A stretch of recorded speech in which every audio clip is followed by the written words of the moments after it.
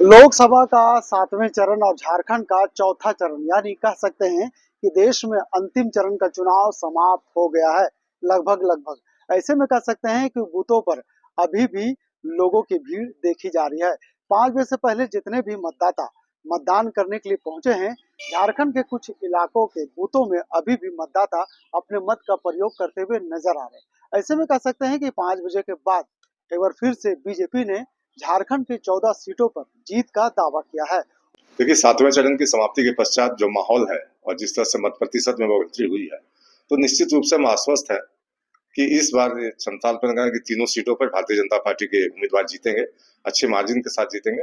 हमारी तैयारी जो थी खासकर संथाल परगना क्षेत्र में कि दुमका, राजमहल और गोड्डा, इस पर हमारे प्रत्याशी न सिर्फ जीते बल्कि उनका मत प्रतिशत में हिस्सेदारी बढ़ा हुआ हो। और खासकर राजमहल सीट जहां हम पिछली बार हार गए थे, वहां हमारे कार्यकर्ताओं का विशेष फोकस था।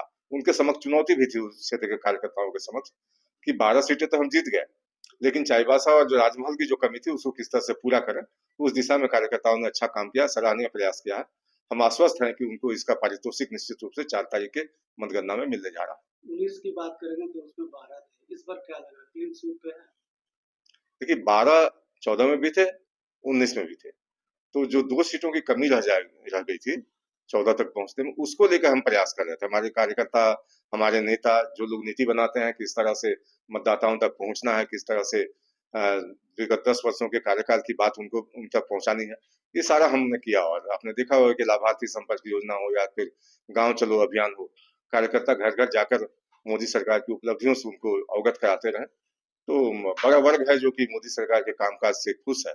और जहाँ तक प्रश्न है कि समाज में कुछ लोग ऐसे होते हैं कि लाख काम भी कर लीजिए, उसके बावजूद भी उनका तकलीफ दूर नहीं किया जा सकता, ऐसे लोग भी हैं।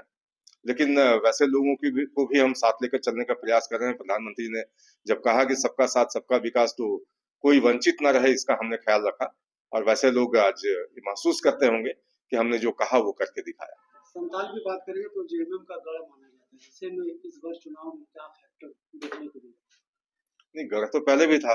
जब शिबू सोरेन एक्टिव पॉलिटिक्स में थे तब भी था। तब भी 2-2 बार 12 सीटें जीते हम। तो इसलिए ये मान बैठना कि गढ़ है तो हरा ही नहीं सकते। अमेठी भी गढ़ हुआ करता था गांधी परिवार का, वो इसी मुगालते में थी, पिछली दफा हार गया। तो कोई किसी का आप ये नहीं कह सकते हैं कि बिल्कुल पैतृक सीट हो गई कि नहीं उस पर वही जीतेगा, ऐसा नहीं है। मतदाताओं का विवेक पर भी बहुत कुछ निर्भर करता है। उन्होंने फैसला किया तो स्वीकार करना चाहिए सब। देश में इस बार क्या मोदी सरकार बन रही है। 4 तारीख का इंतजार कीजिए। पिछले बार से ज्यादा सीटों के साथ हम आएंगे और जो 370 का हमारा खुद का टारगेट है भारतीय जनता पार्टी के लिए, उसके पार जाते हुए दिखेगा।